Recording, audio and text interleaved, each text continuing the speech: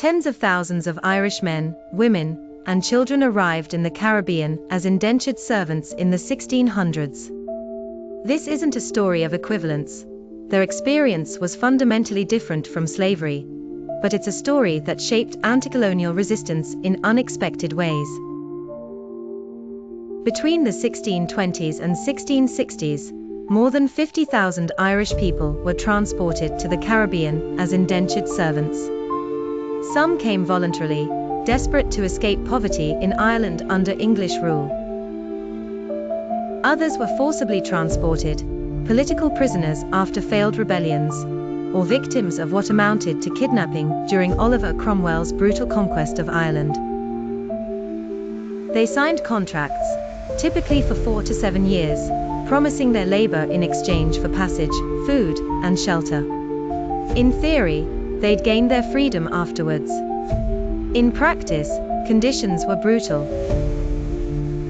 They worked alongside enslaved Africans in the sugar fields of Barbados, Jamaica, and other islands. They died in shocking numbers, from tropical diseases, overwork, and malnutrition. Some historians estimate mortality rates as high as 40% before their contracts expired. However, what's crucial to understand is that they weren't slaves. They had rights. They had end dates. Their children weren't born into servitude. This distinction matters. What makes this story fascinating isn't just the Irish presence. It's what happened when Irish servants worked alongside enslaved Africans. They shared living quarters, they shared suffering, and increasingly, they shared rebellions. In 1649, Irish servants joined enslaved Africans in a rebellion in Barbados. In the 1730s, Irish settlers in Jamaica supported the Maroons, communities of escaped enslaved people fighting British colonial forces. These weren't isolated incidents. Colonial authorities were terrified of this solidarity. They passed laws to separate Irish servants from enslaved Africans, offering the Irish marginal privileges to prevent alliances. When Irish servants gained their freedom, many became small farmers or traders. Some became slaveholders themselves, buying into the colonial system. But others carried their anti-British sentiment into support for independence movements. In Haiti's revolution, the most successful slave rebellion in history, there are accounts of Irish sympathizers and even participants fighting alongside enslaved Africans against French colonial rule.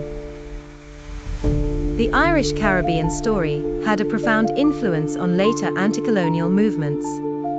Irish revolutionaries in the 19th and 20th centuries drew inspiration from Caribbean independence struggles. Figures like James Connolly explicitly connected Irish liberation to global anti-colonial movements, drawing on this shared history. Today, Caribbean islands such as Montserrat and Barbados still retain Irish surnames and cultural influences. But the story remains controversial.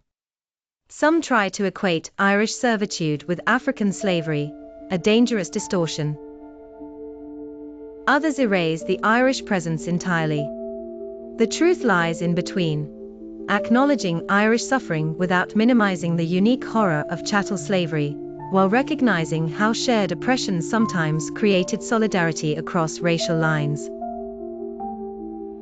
The Irish in the Caribbean remind us that colonial history is complex.